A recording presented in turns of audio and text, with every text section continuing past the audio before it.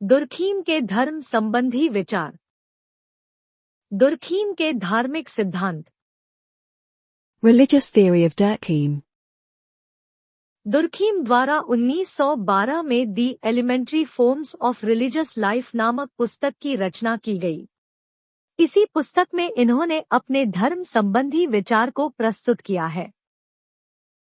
Durkheim के अनुसार धर्म पवित्र वस्तुओं से संबंधित विश्वासों एवं आचरणों की वह व्यवस्था है जो इन पर विश्वास करने वालों पर नैतिक रूप से समुदाय में संयुक्त कर लेता है। दुर्खीम द्वारा इस बात पर जोर दिया गया कि धर्म सामाजिक एकता में सहायक है, यह आपस में लोगों को जोड़ने का काम करता है। इनका कहना है कि धर्म द्वारा इतना महत्वपूर्ण कार्य किया जा रहा है, इसलिए यह जानने की जिज्ञासा उत्पन्न हुई कि धर्म का प्रारंभिक स्वरूप क्या था। धर्म जैसी महत्वपूर्ण संस्था की उत्पत्ति कैसे हुई। इसलिए दुर्खीम ने तत्कालीन समाज में प्रचलित धर्म के संबंध में विद्वानों द्वारा व्यक्त विचारों का अध्ययन किया गया, जिनमें प्रमुख था 1. टाइलर का आत्मावाद का सिद्धांत। 2. मैक्स मूलर का प्रकृतिवाद का सिद्धांत। 3. मार्क्स का नकारात्मक सिद्धांत। टाइलर के अनुसार धर्म की उत्पत्ति आत्मा में विश्वास के कारण हुई है। इनके धर्म की अवधारणा में स्वप्न एवं मृत्यु का उल्लेख किया गया है। टाइलर का कहना है कि व्यक्ति स्वप्न में तरह तरह की चीजों को देखता है, जिसमें उसके मन में विचार आया कि एक ऐसी आत्मा है जिसका अस्तित्व शरीर से स्वतंत्र है। इस तरह इन्होंने शरीरात्मा, बॉडी सोल एवं स्वतंत्र आत्मा जैसे दो आत्माओं का उल्लेख किया। शरीर आत्मा शरीर के अंदर रहती है और स्वतंत्र आत्मा शरीर के बाहर रहती है, जो सपने में व्यक्ति को तरह तरह की चीजें दिखाती है। कभी कभी वह अपने पूर्वजों को भी देखता है, जो किसी बात के लिए उसे डांट रहे होते हैं। इससे व्यक्ति के मन में भय उत्पन्न हुआ और उसने अपने पूर्वजों की पूजा करनी शुरू कर दी।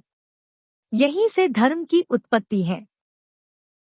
टाइलर का यह भी कहना है कि कभी कभी शरीरात्मा भी भ्रमण करने निकल जाती है और जब तक वह लौटकर नहीं आती तो व्यक्ति द्वारा उसके शरीर को घर से बाहर रखकर आत्मा के आने का इंतजार किया जाता है। टाइलर इसे हरा दाह संस्कार, ग्रीन फ्यूनरल कहते हैं। जब वह आत्मा लौटकर नहीं आती तो यह मान लिया जाता है कि इस व्यक्ति की मृत्यु हो गई है, फिर उसे जलाया जाता है। टाइलर इसे सूखा दाह संस्कार, ड्राई फ्यूनरल कहते हैं।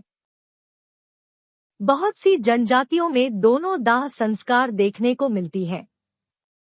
उदाहरण हो जनजाति में हरा दाह संस्कार को जंगटोया और सूखा दाह संस्कार को जगटोपक कहते हैं। इसी प्रकार टोडा जनजाति में हरा दाह संस्कार को पसदाव एवं सूखा दाह संस्कार को बरलदाव कहते हैं। नोट: टाइलर प्रारंभिक मानव के लिए जंगली दार्शनिक, सैवेज फिलोसफर शब्द का प्रयोग करते हैं, जिनके पास एक दर्शन या सोच था लेकिन वह अत्यंत सरल प्रकार का।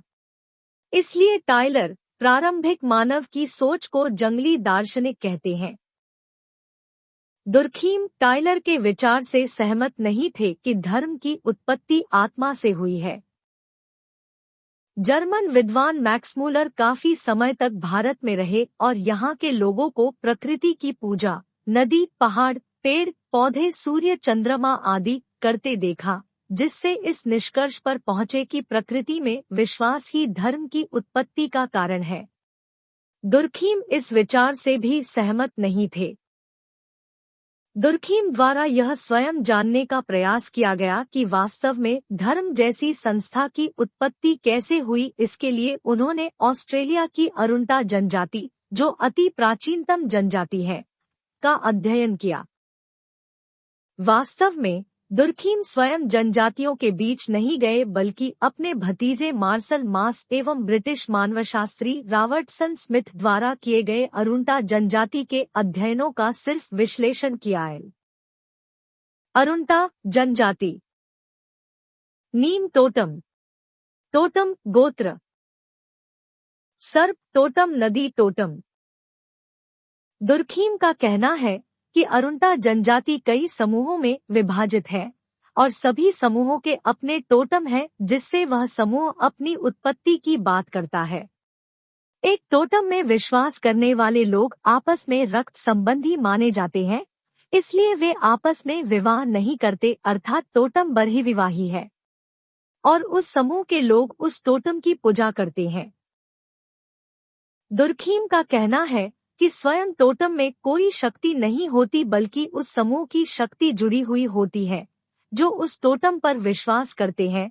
जैसे भारत में गाय में अपनी शक्ति नहीं है बल्कि बहुसंख्यक हिंदुओं की शक्ति उससे संबंधित है जो गाय को शक्तिशाली बना देती है, इसलिए दूसरे समूह के लोग गाय को नुकसान पहुंचाने से डरते हैं। यही बात टोटम के लिए भी लागू है। दुर्खीम का कहना है कि टोटम के रूप में समूह स्वयं अपनी पूजा करवाता है, इसलिए असली देवता तो समूह या समाज है। व्यक्ति समाज से डरकर ही गलत कार्य करने से बचता है, न कि किसी अदृश्य शक्ति के भय से। दुर्खीम का यह भी कहना है कि स्वर्ग व नरक दोनों काल्पनिक अवधारणाएं हैं, जहां खुशी, उत्साह, सहयोग, आनंद इत्यादि पाया जाता है तो उसे स्वर्ग कहते हैं, तथा जहां कष्ट, संघर्ष आदि होता है उसे नरक कहते हैं। इस तरह दुर्खीम समाज का महिमान्वित या महिमा मंडित स्वरूप को स्वर्ग कहते हैं। दुर्खीम का कहना है कि समाज में जितनी भी वस्तुएं हैं उसे दो भागों में विभाजित किया गया है। यह विभाजन स्वयं समाज ने किया है। एक, पवित्र वस्तुएं, सेक्रेड ऑब्जेक्ट्स। दो, साधारण या अपवित्र वस्तुएं, प्रोफेन ऑब्जेक्ट्स। किसी भी समाज में धर्म को पवित्र वस्तुओं से ही जोड़ा जाता है। उस वस्तु को पवित्र क्यों माना गया? इसका उत्तर सिर्फ यही है कि समाज उसे पवित्र मानता है। इस प्रकार दुर्खीम समाज को ही वास्तविक देवता और धर्म की उत्पत्ति में सामाजिक कारक को प्रमुख कारक मानते हैं तथा टोटमवाद को आधुनिक धर्म का प्रारंभिक स्वरूप बताते हैं, अर्थात टोटम भी आगे चलकर धर्म के रूप में स्थापित हो गया। दुर्खीम टोटम के दो स्वरूप बताते हैं।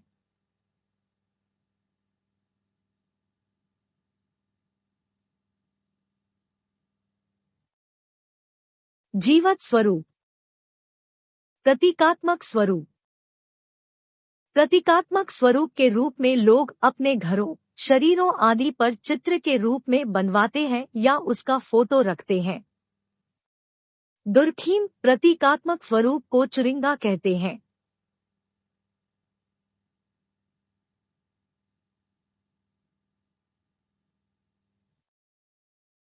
नोट: दुर्खीम धर्म को पवित्र तथा जादू एवं विज्ञान को अपवित्र मानते हैं, जबकि मैलिनोवस्की धर्म एवं जादू को पवित्र मानते हैं तथा विज्ञान को अपवित्र मानते हैं।